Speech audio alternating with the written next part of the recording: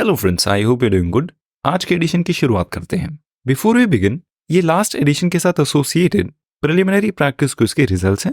Congratulations वंश and संघर्ष। आज के एडिशन के साथ भी एक क्विज एसोसिएटेड है, आप उसको जरूर अटेम्प्ट करें। It will help you in your preliminary preparation.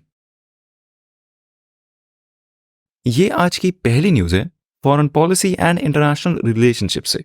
Friends, United Nations General Assembly में एक बार फिर से गाजा में सीजफायर इंप्लीमेंट किए जाने के लिए एक रेजोल्यूशन को पास किया गया है। मतलब कि गाजा में गोलीबारी को पूरे तरीके से रोक दिया जाए, इसके लिए एक रेजोल्यूशन को पास किया गया है। Now before moving on with this news, क्या आपको याद है कि बिल्कुल ऐसा ही एक रेजोल्यूशन 26 अक्टूबर को भी पास किया गया था। Now coming back to this news, India ने इस बार ये 2 दिन पहले पास किए गए रेजोल्यूशन के फेवर में वोट किया है। और ये सिग्निफिकेंट है इसलिए क्योंकि इंडिया ने अक्टूबर में पास किए गए ऐसे ही सीजफायर रेजोल्यूशन को सपोर्ट नहीं किया था और उस पर एब्सटेन किया था। मतलब India now has changed it's stance on this policy. अब कुछ ऑब्जर्वर्स का कहना है कि इंडिया ने ये अपना स्टैंस इसलिए चेंज किया है क्योंकि गाजा में काफी ज्यादा ही लोगों की जान जा चुकी है और गाजा को लेकर पब्लिक सिंपैथी भी बढ़ रही है और इजराइल डिफेंस फोर्सेस भी जरूरत से ज्यादा ब्रुटैलिटी को अपना रही हैं और जरूरत से ज्यादा एरिया पर भी कब्जा कर रही हैं।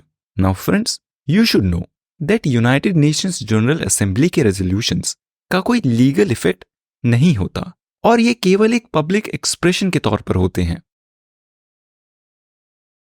Now this news event is from parliament premises, जहां पर 2001 पार्लियामेंट अटैक्स की 21वीं एनिवर्सरी के दिन यानी कि 13 दिसंबर को लोकसभा में प्रोसीडिंग्स के बीच 2 लोग विजिटर्स गैलरी से कूदकर इलीगली मेंबर ऑफ पार्लियामेंट के चैम्बर्स में एंटर हो जाते हैं। वो स्मोक कैनिस्टर का यूज करते हैं और कुछ स्लोगन्स को रेज करते हैं। अब इन लोगों से कोई टेरर एंगल नहीं जुड़ा है और ये प्रोटेस्टर्स प्राइस राइज और डेमोक्रेसी जैसे जनरल एस्पेक्ट्स को लेकर स्लोगनियरिंग कर रहे थे। पर इन लोगों को अनलॉफुल एक्टिविटीज प्रिवेंशन एक्ट के अंडर चार्ज कर दिया गया है and you should know that UAPA law को टेरर एक्टिविटीज से डील करने के लिए यूज किया जाता है। फ्रेंड्स, ये इवेंट सिविल सर्विसेज एग्जामिनेशन के पर्सपेक्टिव से एक मेजर इवेंट नहीं है। ये न्यूज है foreign policy and international relationship से। चाइना ने इंडियन सुप्रीम कोर्ट के द्वारा अभी रिसेंटली आर्टिकल 370 को लीगल ठहराते हुए दी गई जजमेंट के कॉन्टेक्स्ट में बोला है कि चाइना को इस जजमेंट से कोई फर्क नहीं पड़ता। चाइना लद्दाख को अपना हिस्सा समझती है और समझती रहेगी। चाइना का कहना है कि इंडियन गवर्नमेंट का लद्दाख को एक यूनियन टेरिटरी घोषित करना इलीगल और एक तरफा डिसीजन है। पाकिस्तान की गवर्नमेंट ने भी सुप्रीम कोर्ट की जजमेंट को क्रिटिसाइज किया है और बोला है कि ये जजमेंट इंटरनेशनल लॉ को वायलेट करती है। और ऑर्गेनाइजेशन फॉर इस्लामिक कोऑपरेशन ने भी इस जजमेंट को लेकर कंसर्न्स एक्सप्रेस किए हैं। मिनिस्ट्री ऑफ एक्सटर्नल अफेयर्स ने on its part Organisation of Islamic Cooperation की स्टेटमेंट को रिजेक्ट किया है और चाइना की स्टेटमेंट्स पर कोई कमेंट नहीं किए हैं। ये न्यूज है इंडेक्स एंड रैंकिंग से। वर्ल्ड हेल्थ ऑर्गेनाइजेशन की एक रिपोर्ट के अकॉर्डिंग 2010 से 2021 के बीच ग्लोबल लेवल पर यानी कि विश्व स्तर पर ऑन एवरेज रोड एक्सीडेंट से होने वाली डेथ्स 5% कम हुई है। पर इंडिया में इस पीरियड में यानी कि 2010 से 2021 के बीच ये रोड एक्सीडेंट से रिलेटेड डेथ्स 15% और बढ़ गई हैं। इंडिया में 2010 में 1,34,000 रोड एक्सीडेंट डेथ्स हुए थे, पर 2021 में ये काउंट 15% बढ़कर 1,53,000 हो गया है। फ्रेंड्स, ये रिपोर्ट सिविल सर्विसेज एग्जामिनेशन की पर्सपेक्टिव से डायरेक्टली रेलिवेंट नहीं है। आप इस रिपोर्ट की और डिटेल्स के लिए नोटबुक में प्रेजेंट इस न्यूज की समरी को रेफर कर लें। ये न्यूज इवेंट एक मेजर न्यूज इवेंट है। Friends, in the previous edition it was mentioned that India इस साल ग्लोबल पार्टनरशिप ऑन एआई को होस्ट कर रहा है।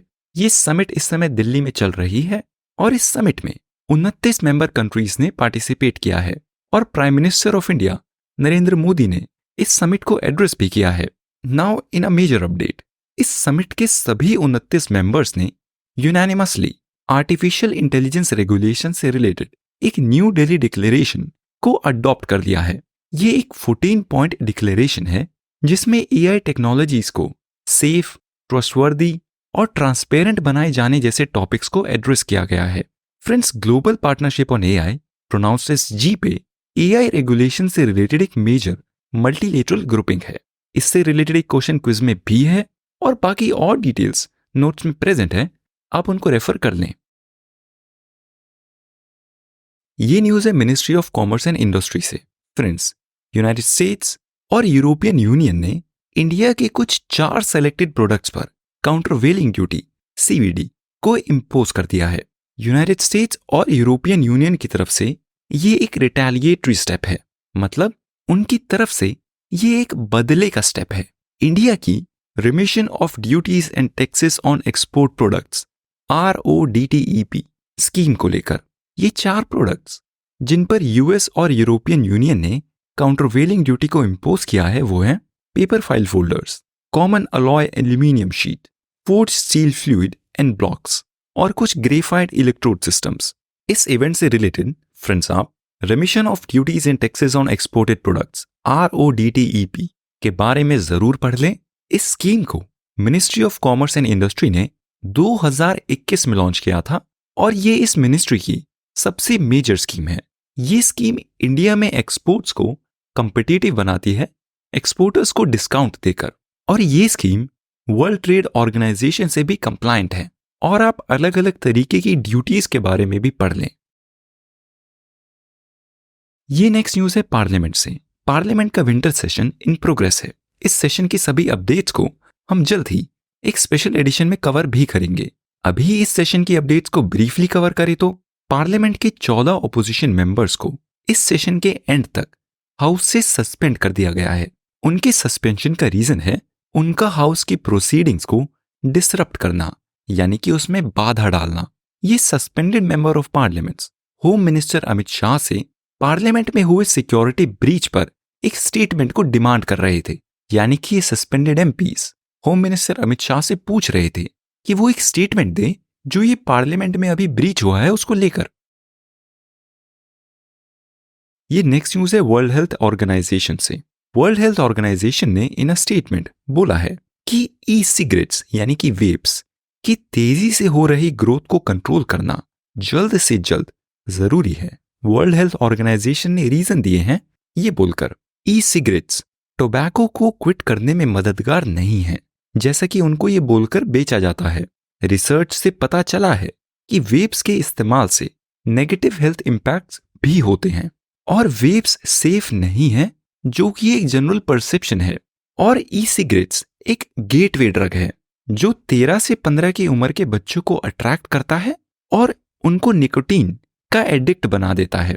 ये बच्चे जो वेप्स यूज करते हैं उनके 3 से 4 गुना ज्यादा चांसेस होते हैं कि वो आगे जाकर सिगरेट्स के इस्तेमाल को शुरू कर दें।